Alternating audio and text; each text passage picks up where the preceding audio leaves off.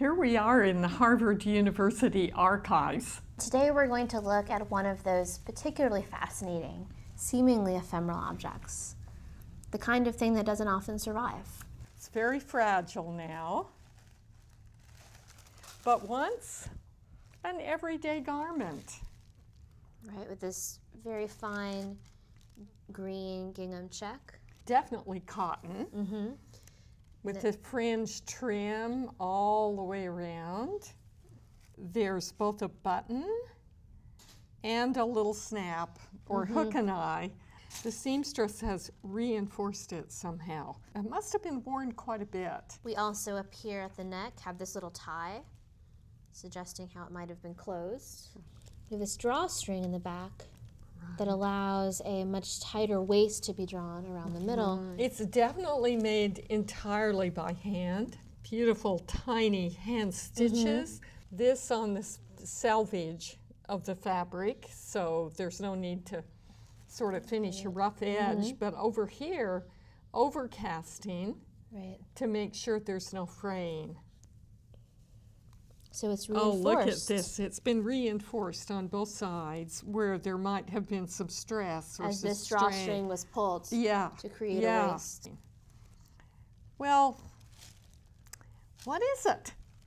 When this was given to Harvard in 1939, it was given with a note. And the note reads that this toga, a toga is the word used, was worn by D.G. Haskins as a student here at Harvard College as a sophomore who graduated from Harvard in 1837.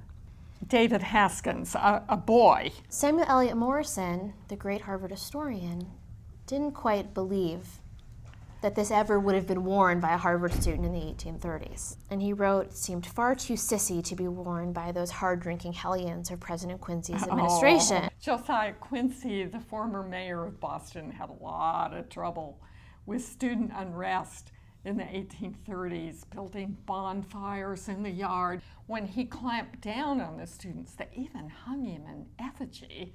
They even had, interestingly enough, a kind of dress code that said the students were not to dress in female apparel. Do you think this is an example of rebellion? This didn't quite seem like it matched with that picture, but just as we're doing today, Morison decided to do a little bit of research and found some evidence that suggested, well, maybe in fact this did belong to such a student. So first he turned to a memoir written by a young man who had graduated around the time when the owner of this supposedly had graduated around 1837. He described in this memoir that students walked around campus and walked around Cambridge wearing calico and gingham gowns. The most wonderful and persuasive piece of evidence is this sketch here from a student named Samuel Longfellow. It in fact shows a young man in a gown much like this and with a straw hat strolling down the streets of Cambridge. So Morison was convinced.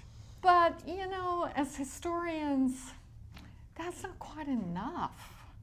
If we go back to the gown and look at it perhaps from the point of view of its maker. If we look over here at an excerpt from a needlework guide from very much the same period, we see a garment described as a dressing gown to be worn by men, women, or children.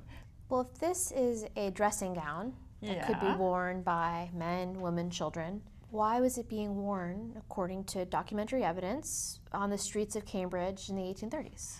Doesn't quite make sense unless it was deliberately transgressive. For a young man who was a student at Harvard to be walking around the village in this garment, it was making some kind of statement. It makes me think of students today who are able to roll out of bed in their pajamas or their sweats and go to class, go about town, and in some ways it marks them as a college student. What this reminds us, I think, is that it's not enough to just look at an object, and we have to think about how an object was used.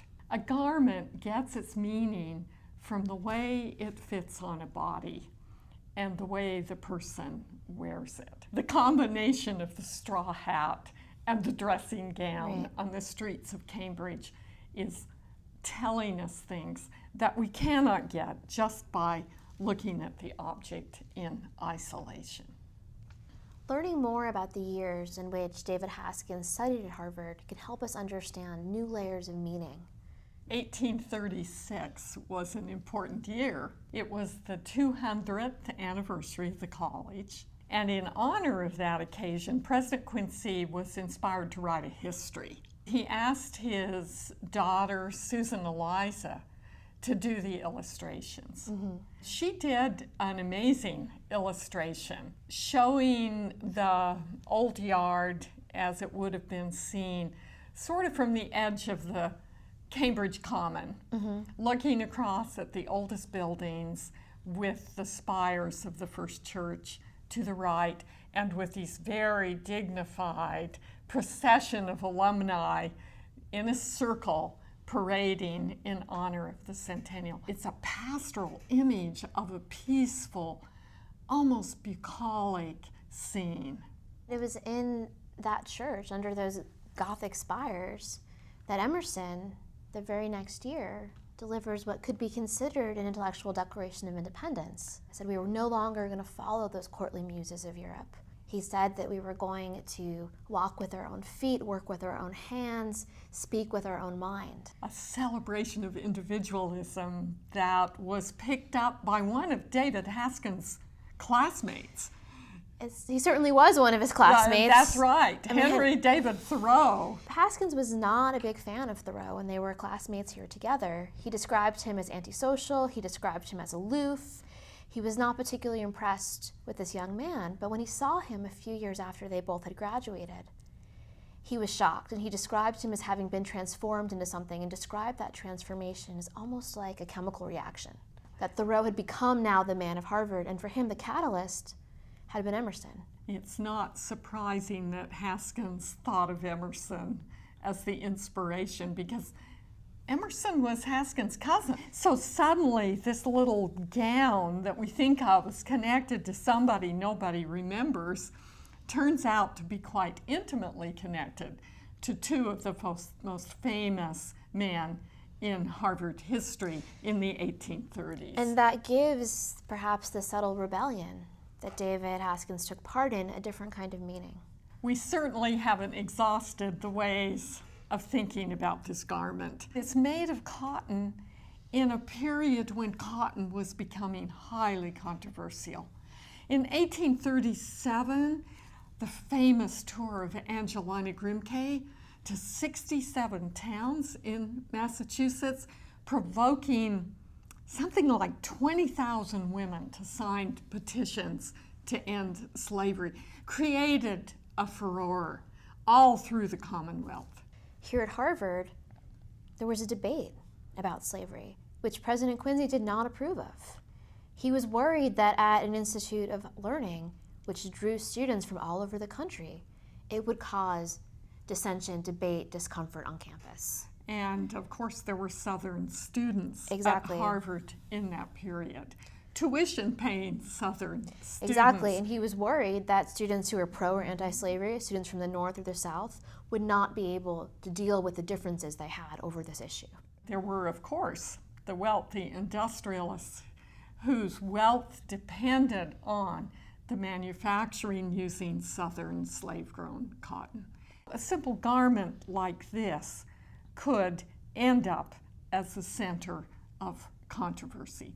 But not, I think, for David Haskins in 1835 when he asked Madame Dana to make this article of clothing. It was a choice to keep cool during the summer and perhaps to proclaim his identity as a Harvard student. Things that we think of as major moments in American history intersect with the most common elements of everyday life. One way of understanding an object is to try to reproduce it. So we decided to try making a replica of the toga. And we made the decision to make it bright green rather than to try to make it look like the faded green that's been here for more than a century, and to use white trim rather than the old cream colored, because when it was new, it would have been bright green and it would have had white trim. We have a wonderful volunteer, John Bell, who has agreed to model it for us.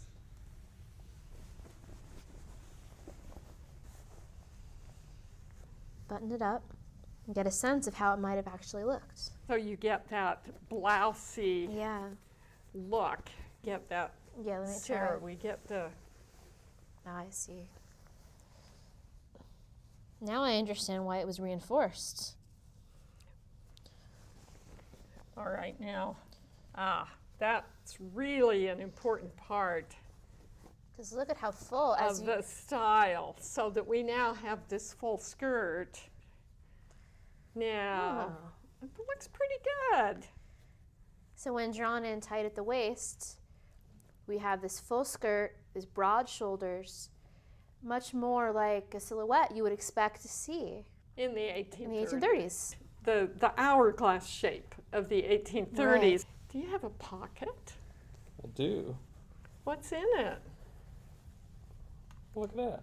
Ah, just the right size. I actually found myself imagining David Haskins sitting by the banks of the Charles River on a warm summer day in his wonderful little gingham toga. Perhaps he has a book of poetry in there, a young romantic. Perhaps he has his journal. But I like to complete the picture by imagining him with a straw hat as Yes. well. Great. Ah, perfect touch. Perfect. Now you look like Samuel Longfellow's drawing.